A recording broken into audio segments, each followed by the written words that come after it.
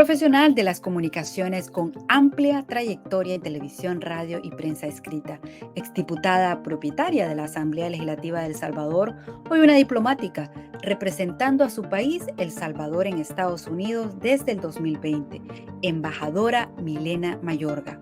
De padres y hermanos ortodoncistas, fue la única que se dedicó a la misión de servir en la vida pública. Tuvo como modelo a su abuela materna, quien se desempeñó como alcaldesa y diputada en los años 60. Su carrera en la política no fue fácil. Se enfrentó a su propio partido, que la llevó al escaño como diputada. Asegura que por estar del lado correcto. También defendió proyectos que la llevaron a hacer frente a gremios y empresas poderosas, y en ese proceso recibió 42 episodios de violencia. Sobrevivió a los atropellos políticos y hoy es una destacada diplomática liderando la Embajada de El Salvador en Estados Unidos, teniendo como principal misión el intercambio comercial y dejando claro que solo los salvadoreños saben lo que les conviene a los salvadoreños. Su dinamismo ha marcado la diferencia en la embajada y en sus 28 consulados, sobresaliendo su cercanía con los salvadoreños, a quienes llama socios para el desarrollo, dejando atrás el trato como proveedores de remesas y ciudadanos sin derechos, ahora con la oportunidad de regresar e invertir en el país que los vio nacer. Con nosotros, la excelentísima embajadora de El Salvador en Estados Unidos, Milena Mayorga. Conoceremos su destacada labor diplomática representando a su país que vive un ciclo histórico. Bienvenida, estimada embajadora. Muchísimas gracias por tomarme en cuenta para tu programa, que estoy a la orden. Queremos que nuestra audiencia, estimada embajadora, sepa cómo es Milena Mayorga, cómo se describiría para quienes hoy tienen la oportunidad de conocerla. Bueno, yo creo que soy una mujer multifacética. He tenido la oportunidad a través de la trayectoria en mi vida de tener diferentes roles. Empecé a trabajar a muy temprana edad, a los 14 años. Yo ya estaba frente a la pantalla de la televisión salvadoreña. Creo que esto me dio también una madurez diferente a una, digamos, tradicional estudiante. Pues yo ya tenía responsabilidades no solamente laborales, sino que estar al frente de un micrófono es una gran responsabilidad, un compromiso. Y ahí fui madurando, pero también me fui incursionando en el mundo de los concursos de belleza. Fui Miss El Salvador, luego fui Miss El Salvador. Luego pasé de un show de entretenimiento al mundo de las noticias. Estuve alrededor de 5 años en una emisión de noticias que todavía es vigente, se llama Tele2.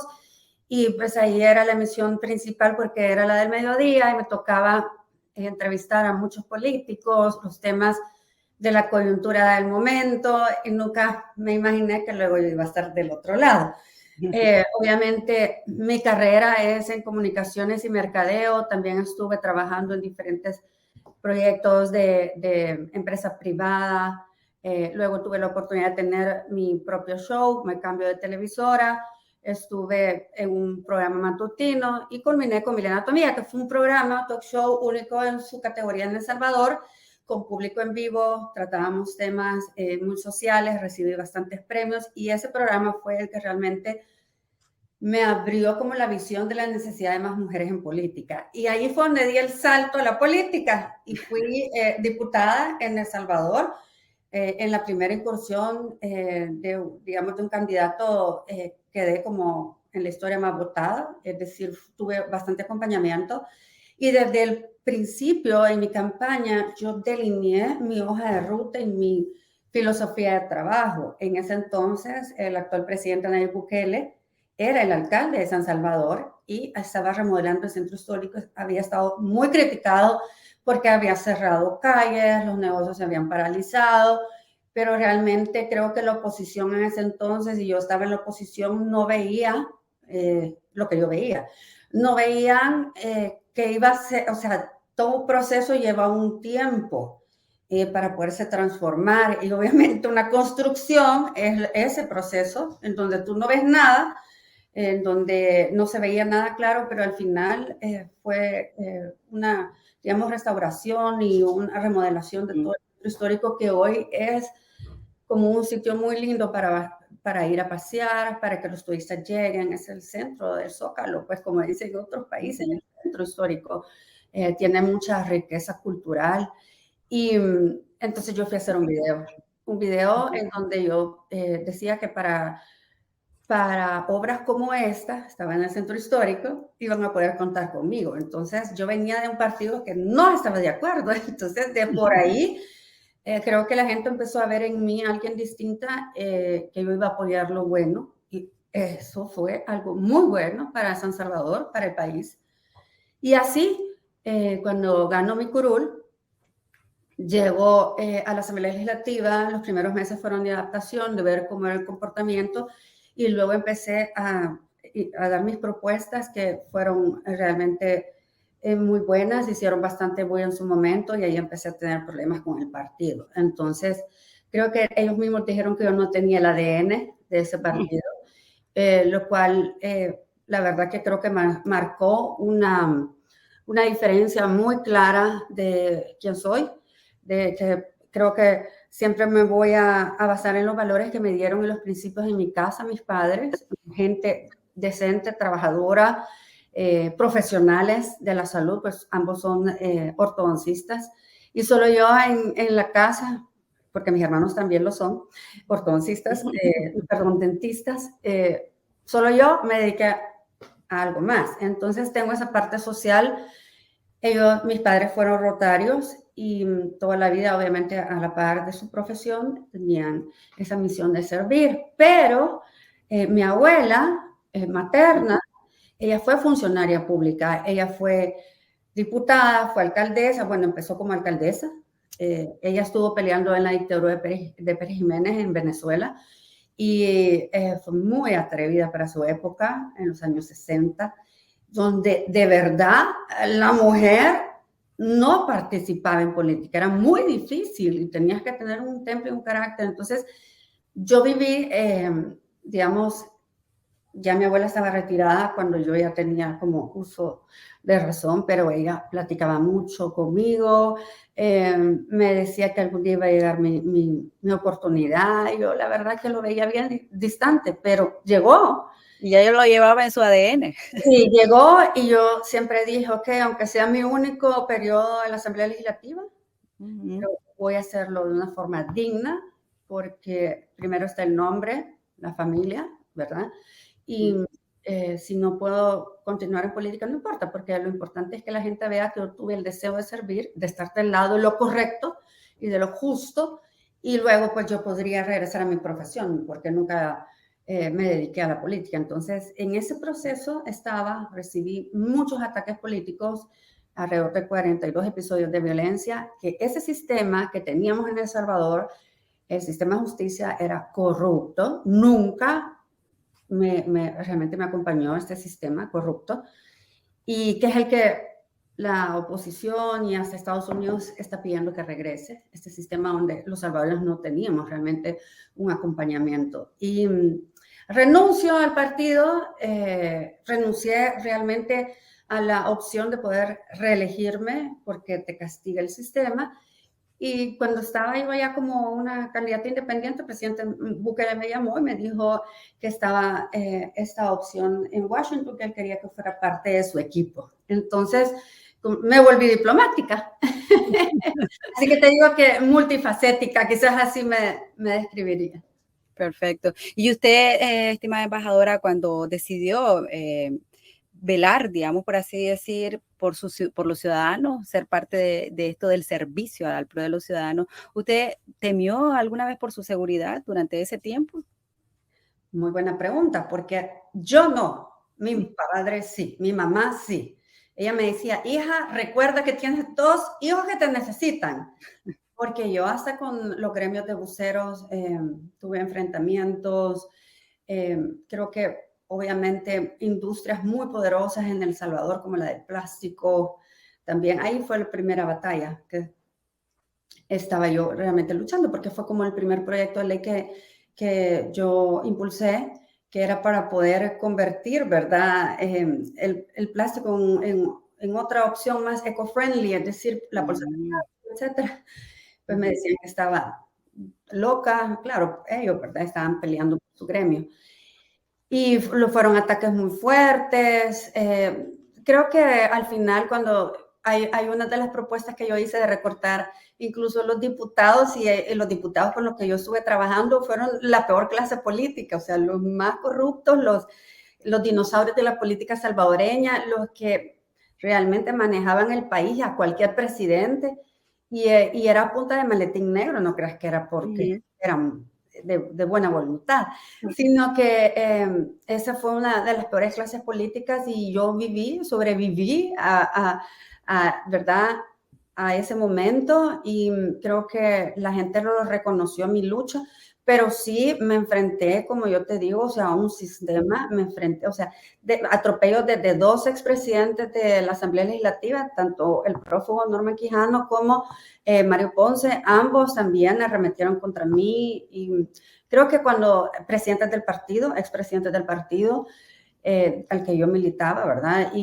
Pero al final creo que eso fue bueno porque veían que yo no era parte de ellos, y la gente pues también me defendió, y creo que todo queda como una gran experiencia, pero sirvió para que la gente abriera los ojos, votara por nueva clase política, y eso fue lo que hicimos al final.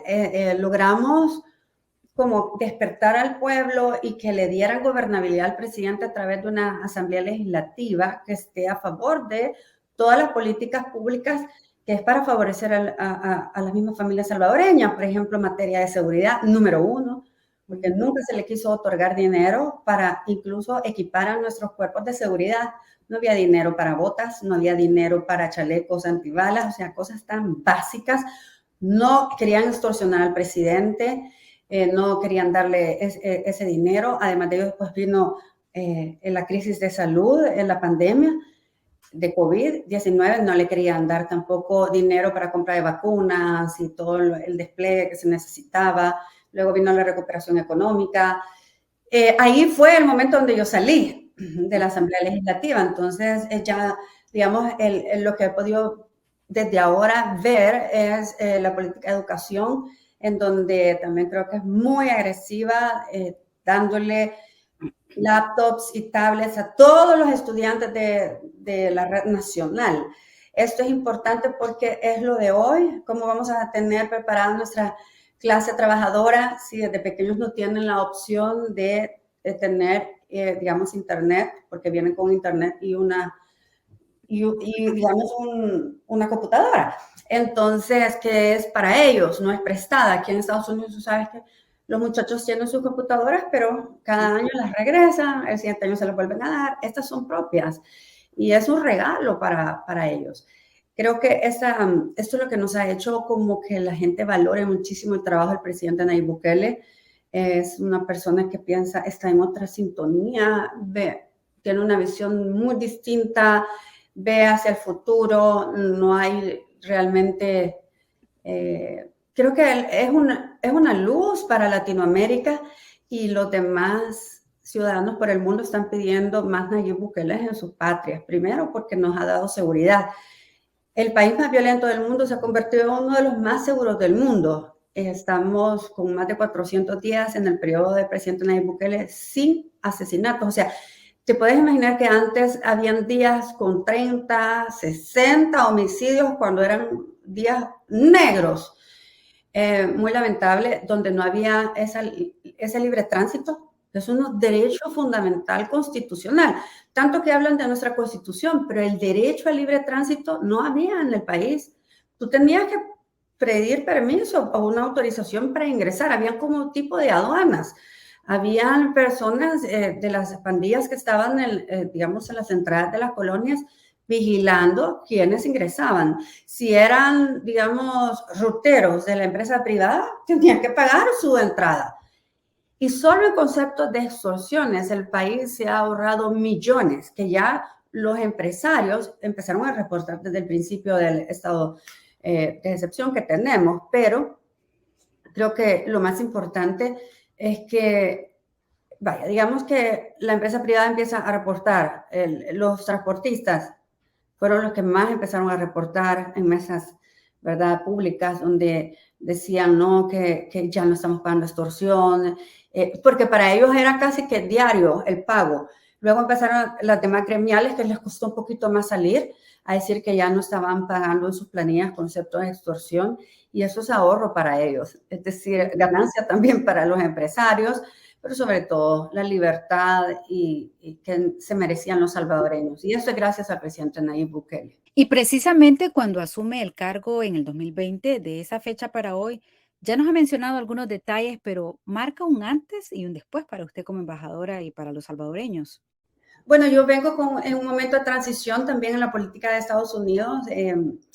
Yo cuando arribé aquí a la misión, ¿verdad? Fue en diciembre del 2020. También estábamos en época todavía con muchas restricciones por la pandemia. Ya la administración Trump se estaba despidiendo y estaba en un momento de transición. Yo pude lograr ir a la toma de posesión del presidente Biden y empezar a trabajar con esta administración, que sí fue un gran giro en el trato, en nuestras relaciones diplomáticas, y por ende, no te digo, no fue fácil el principio, pero creo que nuestro mensaje ha sido muy contundente, que nosotros somos aliados y somos amigos, pero basados en el respeto y de nuestras soberanías. Porque al final solo los salvadoreños sabemos lo que le conviene a los salvadoreños. Un norteamericano no puede entender cuál era la situación que vivía un salvadoreño, como lo que ya te estuve describiendo. Entonces solo un salvadoreño se puede poner en el zapato de otro salvadoreño. Y eso es lo que no querían entender, pero ahora incluso la Unión Europea también ha firmado un acuerdo de cooperación con El Salvador. Esto es también un gran mensaje. Estados Unidos también está en un nuevo capítulo ya en donde realmente creo que es muy importante que esta administración se está quitando como eso ideológico y está viendo que las relaciones entre Estados Unidos y El Salvador han sido históricas. Hemos sido aliados. Hemos puesto incluso nuestros militares para acompañarlos en diferentes procesos de paz. Y creo que es importantísimo que ellos al final entendieron el mensaje de respeto, porque ahora hay un pueblo que ha despertado y sabe lo que necesita, y al vivir esa verdadera paz que tanto se nos había negado, y que hay un verdadero líder que está dando las condiciones para que el país salte y sea otro país, porque con seguridad hemos tenido un incremento de turismo. Ahora las líneas aéreas yo creo que tienen que abrir más rutas porque es difícil encontrar un tiquete para ir a El Salvador.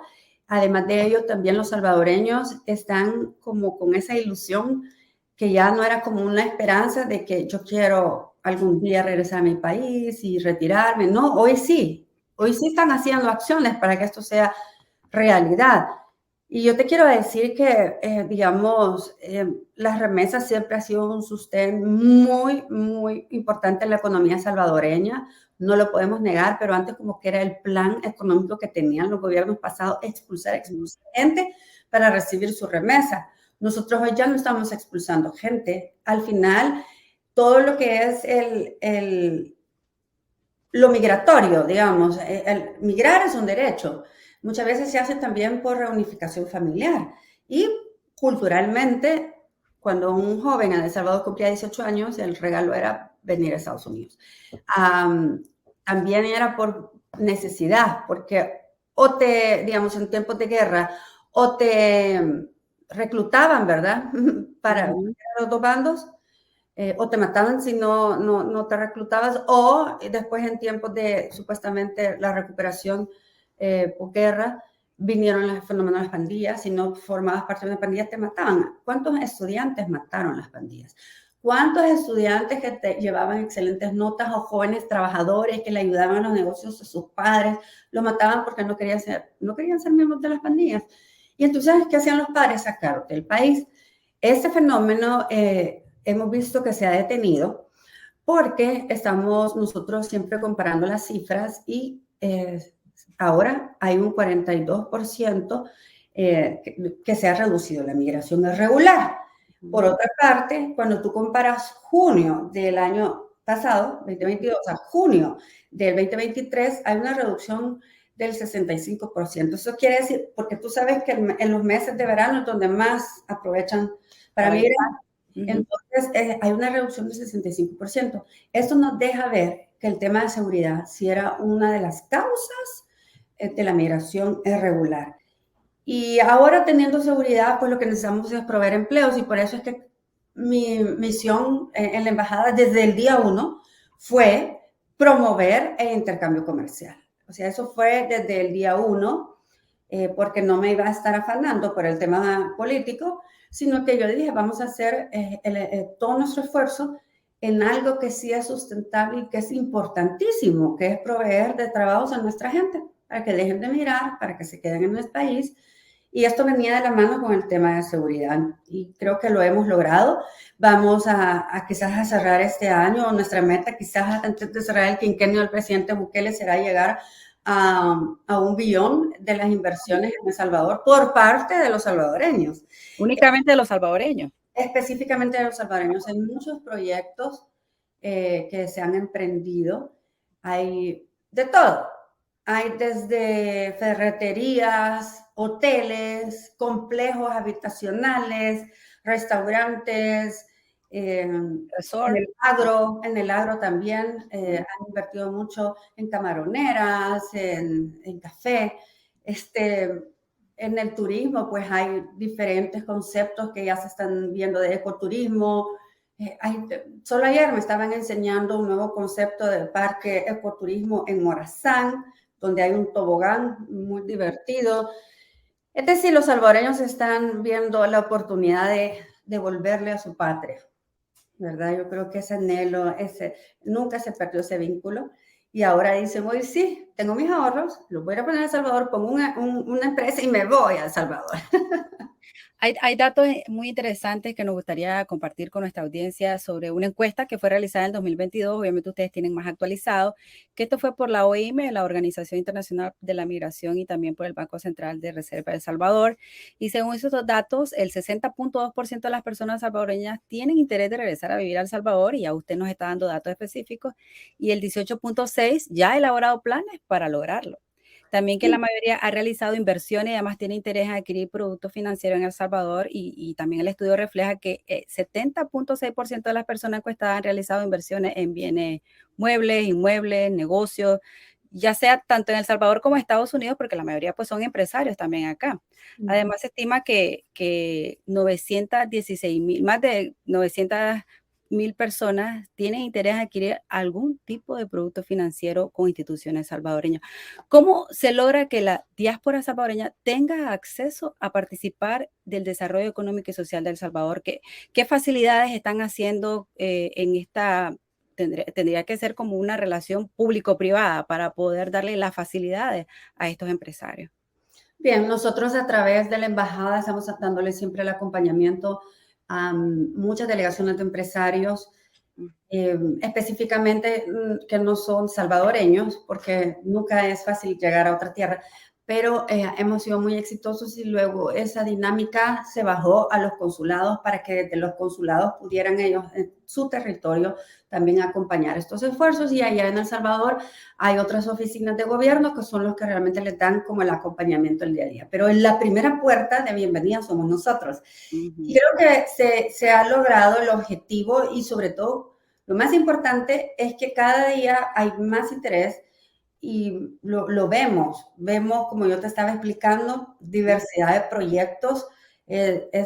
Para mí me honra, ¿verdad? Como jefe de misión aquí en Estados Unidos, que sobre todo en la diáspora de El Salvador, aquí en Estados Unidos son los que más han decidido emprender. Aquí obviamente nuestra diáspora ha adquirido mucho poder económico y se ha rodeado de otros inversionistas de otros países que son los que ellos mismos están entusiasmando a otros inversionistas en venir a El Salvador.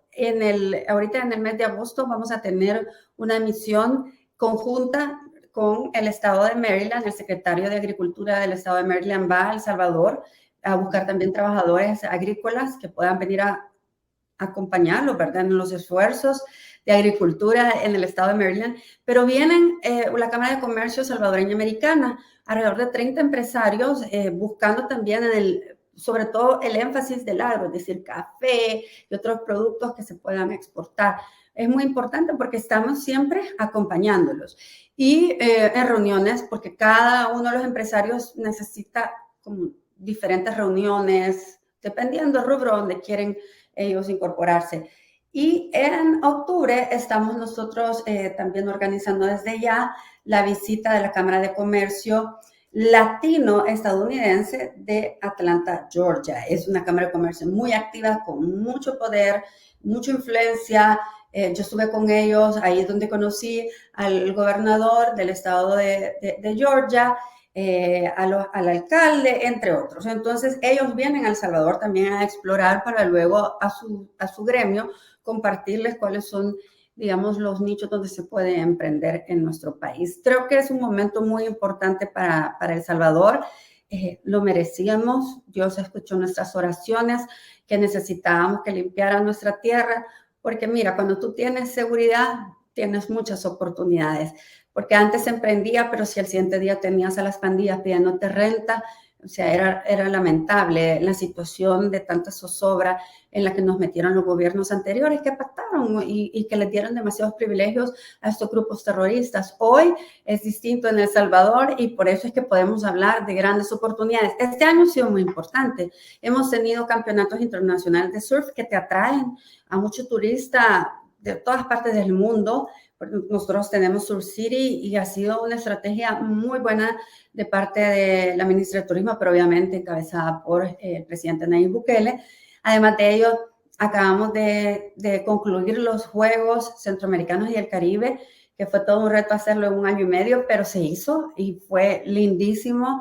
Creo que los atletas también marcaron historia con el medallero que nos llevamos luego que ellos incluso tuvieron por el tema de la pandemia que suspender sus entrenos en muchos de los estadios y en muchos de los países, ¿verdad? De la zona. Entonces no podíamos quedarle mal a los atletas y el país decidió hacer este evento que atrajo también a muchos turistas. Por otra parte, estamos con la expectativa que vamos a tener a Miss Universo y esto es un evento internacional que va a atraer también no solamente la mirada, sino que los turistas, y estamos ya listos para recibir un mega evento como es Miss Universo, que creo que va a marcar un antes y un después, porque cuando Miss Universo se llevó a cabo en El Salvador en el año 75, del 75 al 2023 han sido años muy duros para El Salvador. Entonces va a ser como, ok, este bloque terminó y vamos a comenzar una nueva historia. Creo que es un mensaje muy lindo para el mundo y sobre todo para los mismos salvadoreños, que nosotros tenemos la capacidad de poder ser la sede de eventos tan grandes como es el Miss Universo.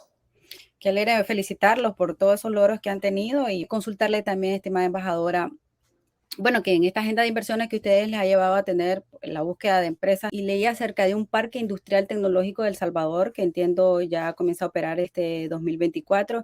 ¿Hay nuevas empresas próximas a invertir? Ya están moviéndose empresas. Nosotros hemos hecho todo el marco jurídico importantísimo para poder atraer, digamos, a las empresas de tecnología. Hay 2 leyes en específico que son las que han impulsado estos movimientos y empresas, digamos, como Strike, entre otras, Bitfinex, Binance ya están operando en el país, pero también moviendo como Strike, moviendo sus operaciones a El Salvador para atender a toda su cartera desde El Salvador. Y esto viene porque ellos quieren los incentivos que les estamos dando. Además de ello, nuestra mano de obra es muy calificada y la estamos preparando también para el futuro. Es importante que nuestros jóvenes aprendan el idioma inglés para que se les abra las puertas y poder proveer de servicios desde El Salvador sin necesidad de salir de El Salvador. Creo que lo más importante es que tenemos las condiciones, la certeza jurídica, el acompañamiento del gobierno. Que, vaya, te voy a dar un ejemplo. Hace más de un año yo visité las instalaciones acá de Starlink con el deseo de que pudieran ellos operar en el país para tener, obviamente, un internet distinto para estas grandes empresas que buscan, ¿verdad? Todas estas facilidades. Bueno, se necesitaba legislación, se pasó la legislación, al final fuimos los primeros en la región en poder anunciar, ¿verdad? Más bien ellos anunciaron que ya tenían los servicios operando en El Salvador y luego vinieron los demás, pero en todo Centroamérica fue muy satisfactorio saber que fuimos los primeros. Entonces, eso es lo bonito, que si hay algo que se necesita para que las empresas puedan funcionar, hay la buena voluntad de la bancada CIAN en específico, porque se tiene, ¿verdad?, la supermayoría para poder hacer muchos de los cambios estructurales que necesita el país, y en temas de inversiones siempre han sido como muy solidarios en acompañarnos y a tratar de hacer, digamos, la legislación en un tiempo justo para que no se nos caigan todas las inversiones. Entonces, es el ejemplo de Starlink, que es muy importante. Creo que por eso estamos ahora viendo una nueva clase política de la que yo te hablaba en la Asamblea Legislativa, que ya van a reelección el próximo año también, y que es importante pues que nosotros veamos que toda la gobernabilidad que se le ha dado al presidente Bukele ha sido gracias a ellos. Para quienes se unen a nuestra transmisión de Radio Empresa, estamos conversando con Milena Mayorga, embajadora de El Salvador en Estados Unidos. Estimada embajadora, nos gustaría que usted nos dé 3 o más consejos para aquellos empresarios que desean iniciar un negocio en El Salvador hoy en día. Bueno, primero que nos compartan, nosotros tenemos la sección económica de la embajada, cuál es la idea de negocio que quieren explorar en El Salvador. Nosotros les empezamos a recopilar toda la información. Se hacen a veces, digamos, reuniones de seguimiento virtuales con gente en El Salvador, funcionarios en El Salvador, porque a veces hay muchas preguntas, y luego, como la segunda etapa es visitan El Salvador, hacen estas reuniones y tal vez reuniones de campo, si así se necesita por el giro de la empresa. Además de ello, pues ahí ya se quedan con todas las conexiones que se necesitan de parte de gobierno para que ellos puedan, digamos, implementar cualquier idea de negocio que tienen. Donde hay más oportunidades ahorita es en el rubro de turismo. Es impresionante porque no tenemos ni siquiera suficientes hoteles. No estábamos listos para este boom que se está dando. Antes los salvadoreños, incluso aquí en Estados Unidos, iban quizás allá 5 años a visitar la patria. Ahora están yendo hasta 2, 3 veces al año. Entonces, todo lo que tiene que ver con la industria de turismo ha generado más de 8,000 empleos. Esto es por todo lo que se está ahorita generando. Entonces, donde hay más oportunidades es en el tema de turismo, pues como un consejo para explorar. Y en esta misión tan importante al frente de su embajada, ¿qué fue lo que más la empoderó y cómo ha logrado usted marcar la diferencia? Creo que es muy importante la responsabilidad que me estaban dando de representar al Estado de El Salvador aquí en Estados Unidos. Y yo conocía muy bien la situación política de El Salvador, y por eso creo que era una vocera ideal para el presidente Nayib Bukele. Él también pues ha sido un gran líder que está poniendo todo su corazón y empeño en transformar el país, y yo estaba con el mismo ideal, solo que él venía de un partido de izquierda, venía de un partido de derecha, pero nos juntamos en el camino para querer transformar a nuestro país. Es decir, nosotros veníamos de afuera y cuando vimos que las cosas no funcionaban, pues nos alineamos. Así que cuando yo empecé a ver cómo es que realmente podía yo ayudar a nuestra gente en El Salvador, pues tema de inversiones. No hay, ya la diplomacia de cóctel no tenía demasiado, o sea, no le daba nada a El Salvador, y por eso es que todo tiene que tener un balance, por supuesto, ¿verdad? Hay invitaciones a las que uno tiene que asistir, pero mi fuerza, mi concentración estuvo siempre en el tema de los negocios. A raíz de la pandemia era súper difícil, pero logré la primera misión de negocios, digamos, por decirlo así, en menos de un año. Fue quizás a los 7 meses de estar aquí en Estados Unidos que logré la primera misión de negocios a El Salvador.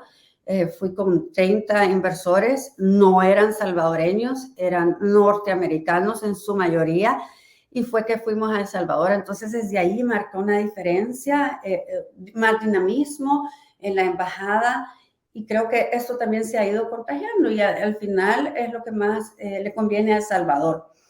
Pero también mi cercanía con los salvadoreños, es decir, Antes estaban como muy distantes los diplomáticos, no se conocía ni quién era el embajador, y para mí es fundamental estar cerca de la diáspora, visitarlos, ver sus emprendimientos, sus negocios, hasta dónde han llegado, qué es lo que hacen, cómo están aportándole a este país. Y creo que por eso es que también para mí yo los llamo socios para el desarrollo, porque ellos se preocupan no solamente por emprender y crecer acá y impacta la economía de acá, pero también de El Salvador, porque nunca se desconecta. Bueno, en este espacio quisiéramos que usted nos pueda dar su recomendación para aquellos, sobre todo los jóvenes, que aspiran a dedicarse a la diplomacia. Siento que el deseo de servir primero a la patria, o sea, porque al final muchos jóvenes sueñan de irse al servicio diplomático, pero se empieza en casa, se empieza en el país, involucrándose en organizaciones, ¿verdad? No gubernamentales, sin fines de lucro. Es eso, es porque es un deseo de servir, de conocer muy bien el país y lo demás se va dando, pero más que todo creo que es más para los jóvenes que quizás quieran estudiar una carrera así o involucrarse en el servicio exterior de sus países. Pero la verdad es que tienen que empezar una carrera en sus cancillerías, estar pendientes de aplicar a trabajos. En mi caso, pues la verdad que ha sido una asignación política. Esto se usa mucho también en todos los países del mundo.